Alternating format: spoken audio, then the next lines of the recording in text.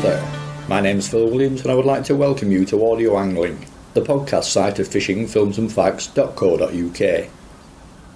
Increasingly over recent years, fly fishing is being used to target all manner of fish, including a great many species which might previously not have been considered suitable targets. Much of this has been at sea. Recently, my fishing colleague Graham Pullen had a blue shark on fly off Falmouth, and a couple of years ago I filmed an offshore fly fishing video in Scotland with Ian Burrett and Alan Hetherington, where several IGFA World Tippet records for pollock were taken and returned.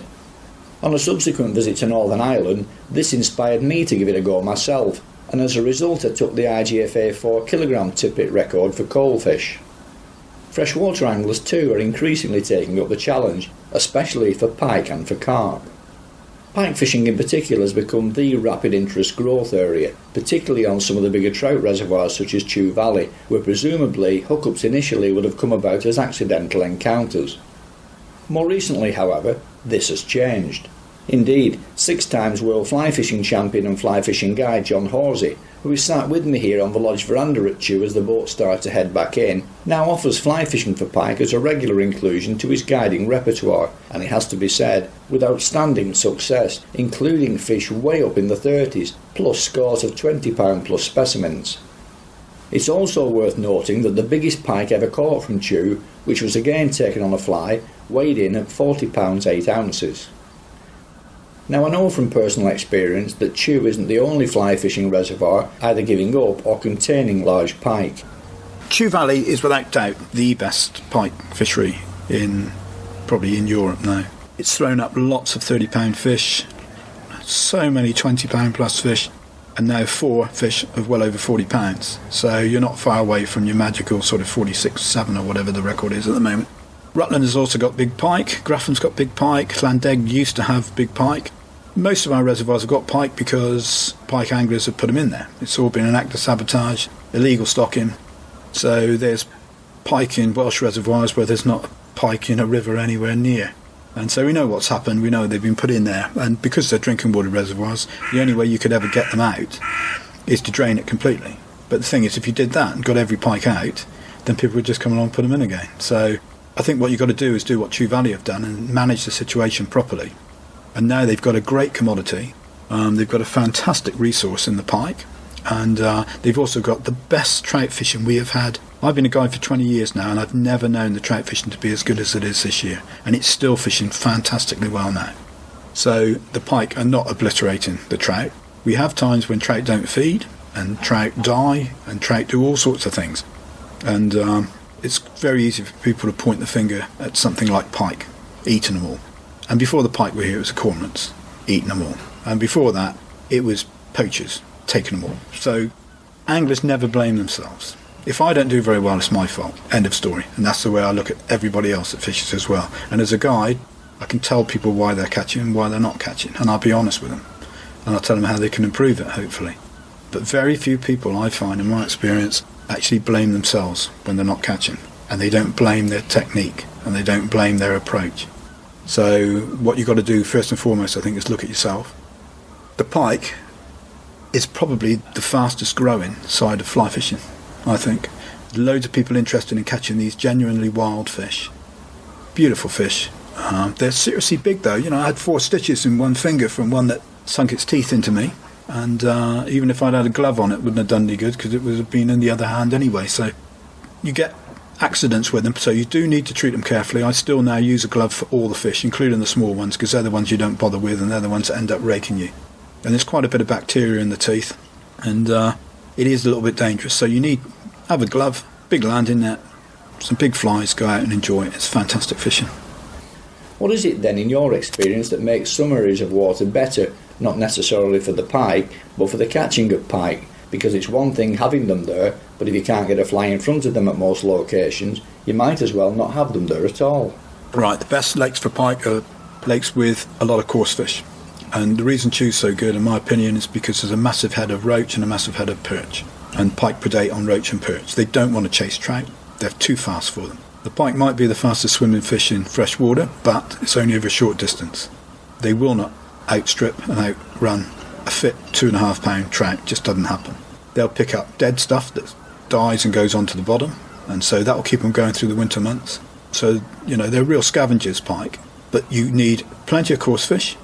You also need shallow water, and if you get that combination, then it can really work. And here we've got a really fertile lowland reservoir that's absolutely teeming with invertebrate life, and teeming with small roach and perch, and teeming with trout, and teeming with pike. And it's shallow, average depth 13 feet at top water. Whereas you get to Llandegford, the average depth 44 feet. So it doesn't lend itself well to fly fishing for pike. And also there's not good spawning grounds in those sort of deep reservoirs. They're not good. Here we've got massive reed beds, and on Chew Valley Lake probably over half of the lake is unfishable from the bank. You just can't get to it because of the reed beds. So it's a great boat lake, and also it's got lots of areas which are all really nature reserves. It's great. So it's possible then to book a boat, turn up at the lodge and buy a ticket, then head out onto the lake with no intention of fishing for trout, yet still have very good prospects of an excellent day's sport. Absolutely fantastic, the best prospects. I mean, my day, if I'm out with one client, I normally only take one because I'm a little bit worried about people casting the big flies. So if they're really good fly anglers, fine, I don't mind them being one at each end. But I usually fish with my clients, and my baseline is £100 in the day. You get £100 of pike, that's been a good day. £200 is a really good day, and £300 is your red letter day. And we get them with plenty of 20s in a day, and fish to over £40 have been caught on the fly now. And I don't understand why more of these so-called, the guys who are out here now, all these bait anglers, all these so-called brilliant PAC members and pike anglers, why they don't learn to fish the fly. My honest opinion is that it's too hard for them. They don't even lure fish, most of these guys. They just watch floats. And then they catch a big fish and they pat each other on the back. Brilliant angling. Well, not really. It's just picked up your dead bait off the bottom, and you happen to be the lucky one that it's done it to. And if you're here a lot, you've got a better chance just by being here a lot of catching a big fish. So it doesn't make you a brilliant angler, unfortunately. But what these guys, if I catch £30 pike on a bait, I think that's great fish, but I don't really think I've done much to deserve it. If I catch it on a lure, then that's good. But if you catch it on a fly, I mean, one bit of fur and feather on the end of a fly line, casting 20-25 yards or something, catching massive pike with one single barbless size 6.0 hook. It's just a great achievement, really. So I don't know why more people don't do it. And for those people who might be a little hesitant, is it possible then to mix a bit of trout and pike fishing, obviously on different outfits, during the same day? Yeah, definitely. I do loads of mixed days. Trouble is I've got to have an even bigger boat to take more tackle out with me, so the rods you're going to use for pike fly fishing aren't the rods you're going to use for trout fly fishing. I use 9-foot 9-weight rods for all my pike fishing. That's perfectly adequate. You can get away if you've got 9-foot 8 weights, so you go bone fishing or something. That'll chuck an 8 or a 9 line with the big flies. I don't use massive flies either. That's another thing. These aren't eating rainbows, you see. They're eating roach, so I'm trying to imitate what they're feeding on. I have deliberately caught small pike on the fly in the past, and have seen some very nice ones also hooked up accidentally. But in terms of popularity, deliberately fly fishing for pike, so far as I'm concerned, is a fairly new phenomenon. Or is it? So how and when did you switch your emphasis from trout to pike? Pike fishing on the fly in places like Holland has been going for years. They've Ad Swire and other people have been into their pike fly fishing for a long time. In the UK, I've probably been pike fly fishing now for probably the last 10 years, I should think. Yeah, 10, I should think so, 10 years. And it was a couple of guys that caught some 20s that showed me what they were doing, and their idea was to fish a pretty big tube fly, anchor up, and then move in 50 yards. So they didn't catch anything, then move in, and we were catching in the middle of nowhere, not around the reed beds, not in areas where there's any specific sort of feature. The pike seem to like nice areas, certain areas here that they like. And I watched a guy who was in the England team at the time, Jeremy Herman. He was fishing one day, and he was fishing in Villis Bay, and I thought, there's not a lot of trout in there. So I saw him at the end of the day, and I asked him what he'd been fishing for. And he said, I shouldn't tell you really, but I've been fishing for pike. I've caught 30. And Jeremy could never keep a secret. And he'd actually killed a couple that were in the boot of his car. And his girlfriend was in the car, not in the boot of his car, but she was in the car.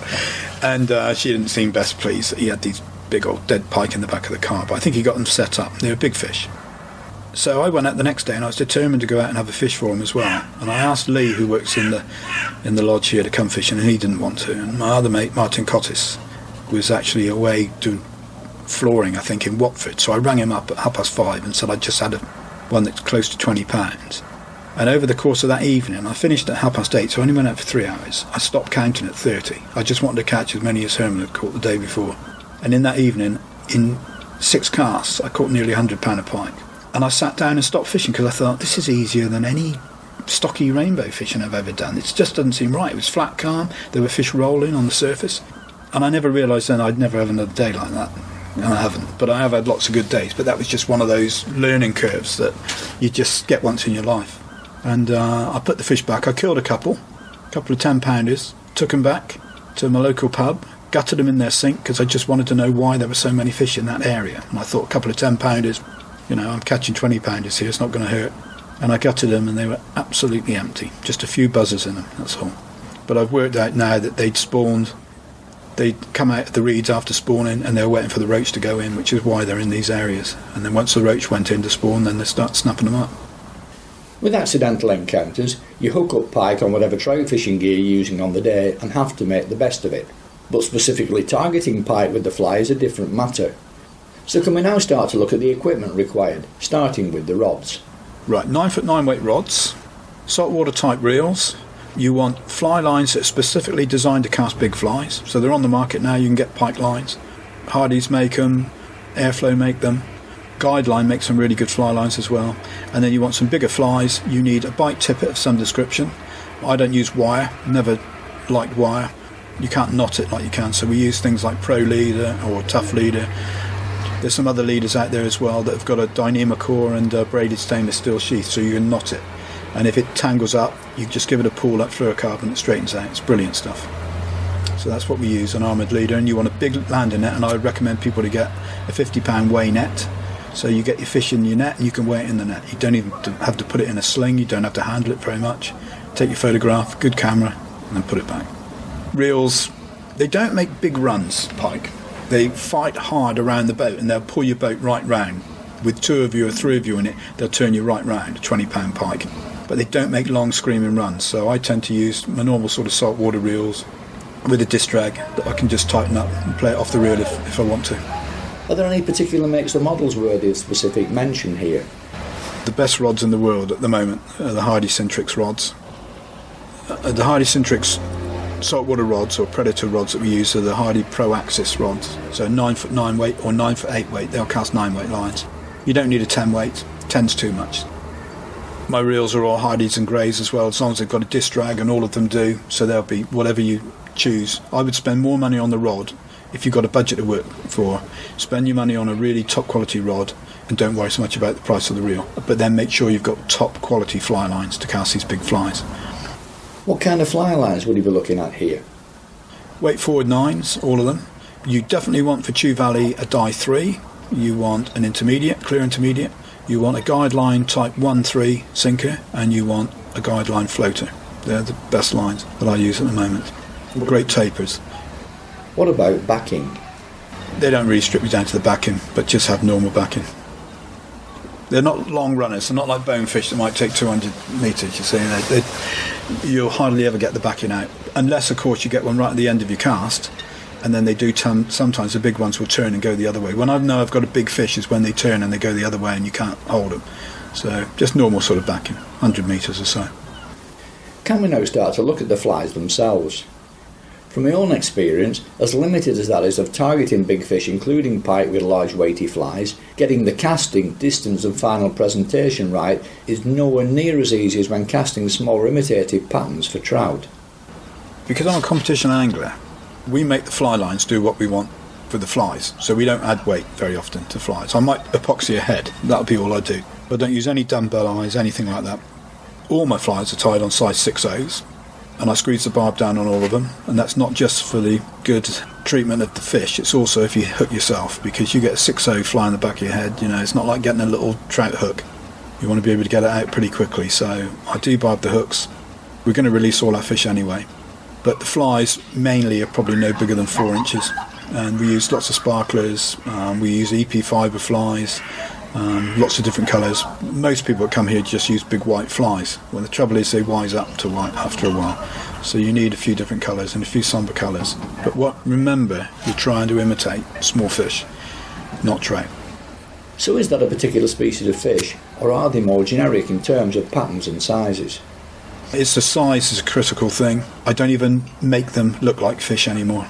I can see these wonderful flies tied up, and I see people who are so-called pike fly fishing experts who have all these flies. Absolute and utter waste of time. I've tied them myself, so I can tie good flies, and I've tied them to look like bait fish with nice big eyes and everything else and stripes like a perch. It's more important to just have movement in the fly, in my opinion. Far more important.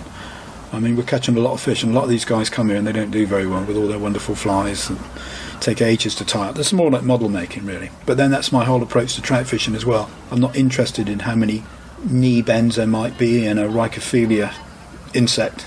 People like Ollie Edwards tie the most amazing flies, and they're wonderful creations, but I wouldn't want to fish with them. I'm more interested in giving something at the right speed, at the right depth. That's a critical thing, and something that's not going to scare them off. And with pike, it's that movement, as much movement as you can get. From the second it hits the water, as it's sinking, you get takes on the drop, you get takes on the retrieve, fish it fast, fish it slow. You want as much mobility as possible in the fly. And can anglers actually buy these things over the counter? Yeah, you can buy them full of mill, make a lot. You can buy them from other people, professional fly tyers around the country. We don't charge anywhere near enough for our flies in this country. Everybody wants them for next to nothing. I mean, I've been a guide for 20 years, and people ask me to tie flies for them. I'll give them flies, but I don't tie flies for people. And when I normally say, yeah, they're $5 each, that normally does the trick. I'm not going to spend hours, tying up flies for 50 pence, something like that. It's just not worth it. Are there any particular patterns that you think stand out? There's a fly called a Tinseltown, full of mill tie, and that's about as good a fly as you're going to get. It's really light, it's got loads of movement, and it's about £2.50 for a fly. So great value for money. They fall apart, but then Pike have got 300 plus teeth, so just buy a few of them.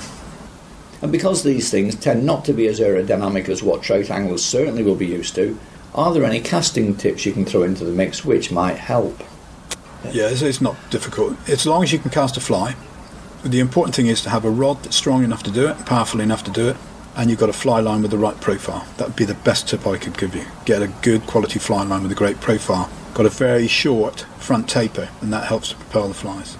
Any observations regarding retrieve rate? Same as trout fishing, you've got to chop and change it. Give them what they want, not what you want to give them. Most people go out and strip the living daylights out of it, thinking it's got to be a fish fleeing from a pike. Another load of rubbish. Figure of 8 is one of the best retrieves, nice and steady. They'll take it 3 or 4 times sometimes on one retrieve. But when you get a take, don't strike.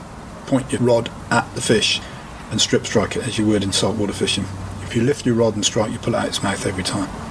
And size apart, what in your experience is the key difference in terms of fight that separates a pike from a trout? Sheer power, weight and power. They're in control. A 30-pounder is always in control, you're not. And if they come up and they shake their heads, they'll throw any hook out, treble hook, single hook, whatever. So you really need to be careful. And they are seriously strong, heavy fish. They're big, 3 feet odd long. They are serious pullers. As an outsider looking in, for me, Chew is the number one water with the big pike reputation. I'm sure it isn't only because pike fishing is allowed or even encouraged here. Perhaps there are other trout waters capable of similar things. In your opinion then, does Chew head the list because it is so special, or because other fisheries are perhaps not far-sighted enough to include pike in what they have to offer? Most waters allow it. No, I don't know any that don't. The ones that don't allow fly fishing for pike, it's very short-sighted. They're also missing out on potential income. And at the moment, when just about every fishery in the country this year has made a loss, and their numbers are all down, there's no doubt about that, they need to be able to attract more anglers, and this is one way of doing it. So I know quite a lot of fisheries because I go to all the major ones running Lexus heats. They all wish they had pike in their waters. They don't say we don't want them anymore because they can see that people want to fish for them. The only place that don't allow, strangely enough, is Blagden, because Blagden is well over 100 years old, never had any pike in it. It's got very few coarse fish, but they were stuck in to Blagden as well. Now this is a big commercial fishery at 1,200 acres with a lot of roach and a lot of perch. It can handle the pike pressure, whereas Blagden only got a few perch, so the pike are either going to have to eat the perch, so they'll go, eat each other, or eat the trout. So what will happen is that nature will find its way of sort of balancing it anyway, but they've decided not to allow any pike fishing there. But I would allow it personally. I would say, yeah, fly fishing for pike is fine, but we'll never allow trials, so we won't allow bait fishermen. Because it'll be the bait anglers that put them in, it won't be fly anglers. It'll be bait, and they're not getting their way then, so I would see that as being a good compromise. Because you won't get them out now. Just got to live with it. And what realistic chance might you have of actually catching them from the shore? Yeah, you can catch them from the shore, but you cast into fairly shallow water a lot of the time, and you will catch them. I've caught them from the shore. But when the levels drop down, you're using quite big flies, you get snags, you get snagged up, you're losing your big flies and things, and it might take you half an hour to tie up, that sort of thing. So it can be a little bit frustrating. And also, if there's a pike there, you'll catch it pretty quickly. And quite often another one won't come in. So you've got to be mobile and move around. But you can definitely do it. Chew, as you've said, is a fantastic pike water. And as you've also said, pike present no big threat to trout stocks. So what is it then that makes waters such as Chew big pike friendly? The main reason that we've got a lot of pike here and it's successful is because of the coarse fish. Lots of roach, lots of perch. That's the critical thing. Plus you've got shallow water and you've also got so many invertebrates. We killed a fish this year to find out what it was feeding on, just an 8-pound pike, and it's absolutely stuffed with black buzzer, nothing but black buzzer. We see them come up head and tail taking buzzers off the top. And if there's hawthorn flies, they'll come along and take those. This is 20-pound pike we're talking about. Now, you never read about that in Pike and Predators magazine or any of these so-called brilliant pike anglers. And one of the things that I noticed, and one of the fishery scientists I fish with, Stuart Clough, and he works for a company called APEM. He is a fishery scientist by trade, and he writes for Anglers Mail every week. And he put a really interesting thing to me. He said, how does a pike know how big it is? And it's a really interesting thing that I'd never even asked the question before, because I said, well, why would a 26-pound pike take a black buzzer? Because that's the biggest buzzer caught pike to date from my boat. It's one of my clients caught it. It's hooked properly in the mouth. And he said, well, when they're small, and when they're right through to about 3 or 4 pounds, they only eat invertebrates. The same as trout, same as roach, same as perch. But then they start to eat other fish, so they will have a go at fish then. And you think, as it gets bigger, its eyes don't get that much bigger. And it's been used to eating invertebrates, so why doesn't it just take it? And the answer is they do. It doesn't know how big it is. That's why a 15-pound pike will have a go at another 15-pound pike, and it'll T-bone it, and you'll see them laying dead on the bottom, because once they get fish in their mouths or crossways, they can't get rid of it. So, you know, you do see things like that. Plenty of jacks take fish the same size or even bigger because they don't realise. It's quite an interesting thought, actually. It was quite thought-provoking, and so many pike are caught here on small flies. And I know they are on mayfly on the River Tess. They come up and take mayfly off the top, just like the trout do. And in Ireland, they frequently come out and get caught on mayfly patterns. We've looked in some detail at the technicalities of catching pike on the fly. Let's now look at the practicalities and how, for those who want it, people can link up with you in your capacity as a guide. I've been a professional guide for 20 years. This is my 20th year. I'm the first person ever to be a fishing guide in the UK. There was never any trout fishing guides before I did it. Loads of casting instructors, but they're not fishing guides. Around the world, in Australia, Tasmania, New Zealand, America, has been trout guides for a long time, but not in this country. So I take anybody out, from beginners through to experts, but I probably take an awful lot of very, very good anglers who are good, they catch fish, but they don't catch as many as they feel they should be catching. So they want to find out why they're not. And often it's 3 or 4 small things that if you can identify and put those 3 or 4 small things right, it makes them a much, much better angler. And I love those days because people are like dry sponges then and they want to find out what's going on. They're good anglers anyway. I do teach people from scratch, but I would prefer they went and got casting instruction first. It's not something I really love doing because I find it very frustrating. I want to get people straight into fish and improve their fishing, not have the frustrations of casting. So I think there's casting instructors and there's people around that love doing that sort of thing. So let them do it. That's brilliant. And then come to me and I'll teach them how to fish properly and fish better, hopefully. But I love days of showing people how to catch on dries, showing people not to be scared of flat calms, that you should embrace and love flat calms because fish will always feed in calm conditions. Also, sinking line fishing, massive skills in sinking line fishing, and people don't quite get it. You know, they just think they've got lovely floating lines, they've got all the little nymphs, they've got things, and they've got one sinker, and that sinker is just a medium sinker. They don't even know how fast it sinks. So, you know, once you get people catching on imitative patterns on sinking lines, you see that a whole new world opens up for them as well. So I'm happy to take people, and I'll go anywhere. I give clinics in New Zealand. I'm going to New Zealand in March. I went to the USA a month ago. Been to Canada, Tasmania, Australia, giving fly fishing clinics, teaching their anglers to be better anglers, and that's great fun. And it's a privileged position to be in.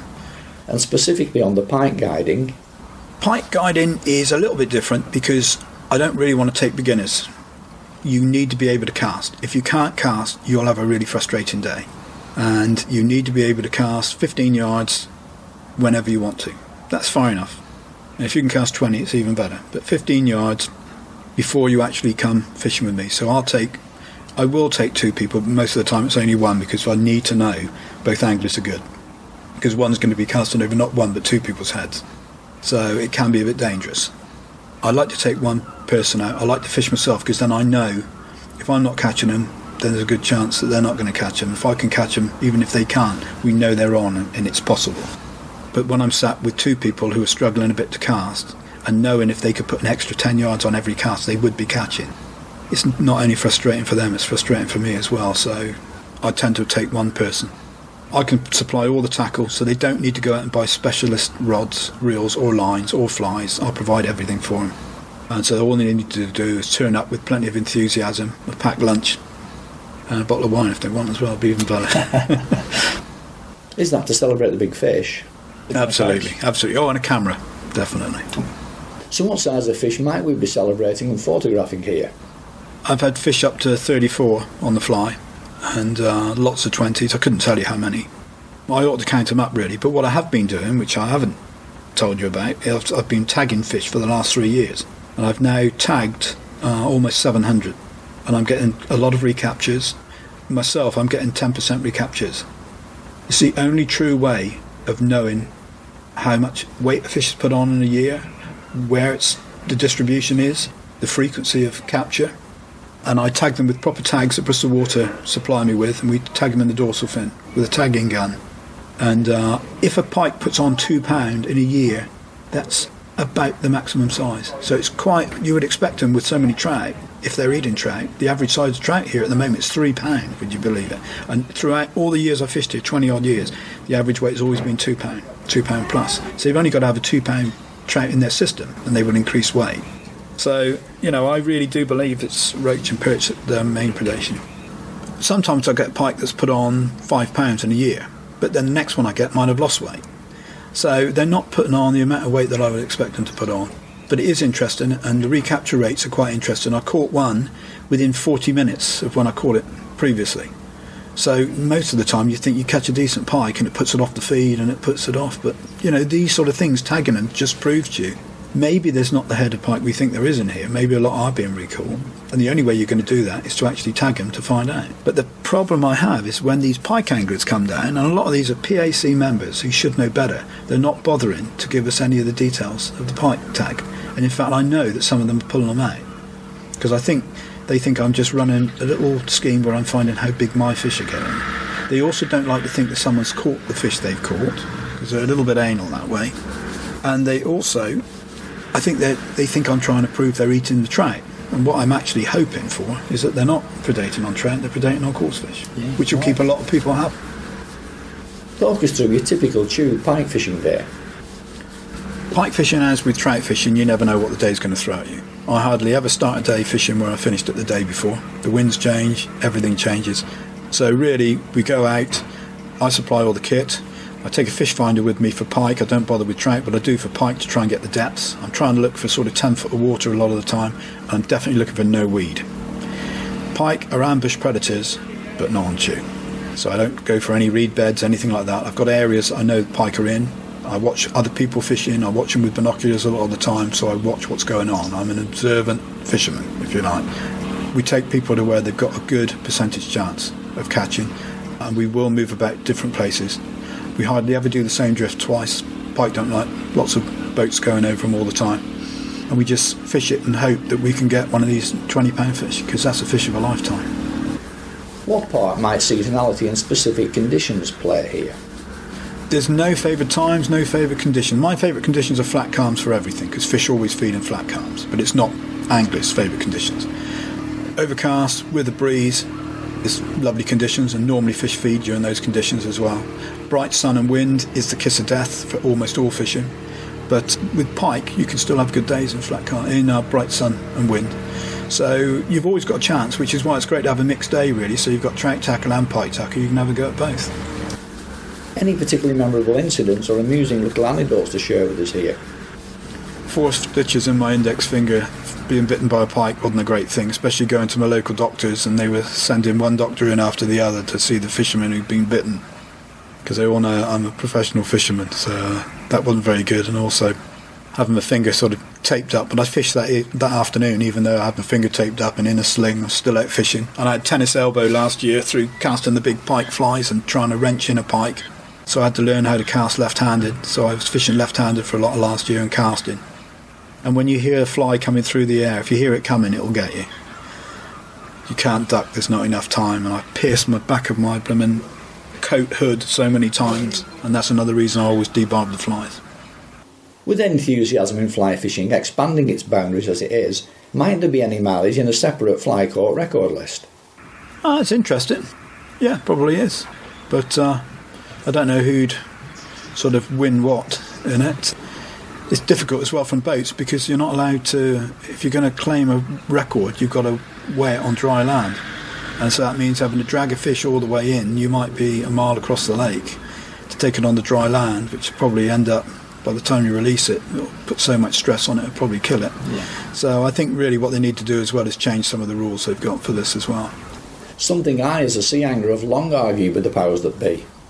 Weight is only one way of expressing a fish's size. There are lots of other innovative methods which could easily be adapted, and while some may not be as effective as weight, it remains the same for everyone, on top of which the fish goes free. I don't like the measuring stuff. That's a load of tripe most of the time. It's not very accurate, I don't think. I don't like doing that. And I also don't like putting a measure around a girth of a fish and a length. I think you handle it far too much. The weigh net is brilliant. It's pretty accurate. You can weigh them in the net. Once they get well over 20 pounds, I'll put them in a sling and weigh them with a set of Reuben Heaton scales, so I do it properly. But you don't want to take them onto the land. I think they need to have, maybe make allowances for people who are catching them in boats, because I think the record will come from here, and it'll be caught in a boat. And what's going to happen then? Finally, what's the future for you personally in terms of guiding and fishing for pike, for Chew specifically as a pike venue of increasing note, and of pike fly fishing generally? I just hope that Chew doesn't go the way that a lot of other reservoirs have gone. The first few years for pike fishing is great, and then it just dies. This hasn't been the case. This is the only venue that's bucked the trend. So I'm hoping that the pike will continue to thrive. I'm hoping that the roach population and the perch population will continue to thrive, because that's what's keeping these pike in great condition. I'm hoping that Bristol Water will continue to manage it the way they are, which is a very well managed system, and not bow to pressure from trout anglers who are complaining that the pike are eating all the fish, because it's very obvious from this year with the brilliant fishing we've got that just isn't the case. Simply isn't the case. There's other factors that come to play. So I just want Chew to continue fishing. I'd like to see some pike fishing at Blagdon on the fly, but not on dead baits or lures. And I hope more places in the country sort of embrace it. And I think for years people were killing grayling on the rivers because they're eating the salmon eggs or eating the trout eggs. Well, now we're embracing grayling as a great species to fish for. I'd rather fish for them a lot of the time than the trout. And there are other species like perch, they're now a revered species. So, I think whatever the fish is, we need to embrace it, try and fish for it, and release it most of the time. There's no point releasing the trout because most of them don't overwinter. So, rainbow trout, brown trout will though, so they've got a chance. That's it. As I say, we're sat outside the lodge with the boats just starting to come back in and the sailing club rib flying about all over the place. But it's mid-November now, so with the sun well and truly dipped behind the horizon, it's freezing cold and time to get back inside to warm up before starting the long journey home. All that remains is to say a very big thank you to John for sharing his pike fishing experiences with us here, and hopefully pointing a few more prospective practitioners in that direction.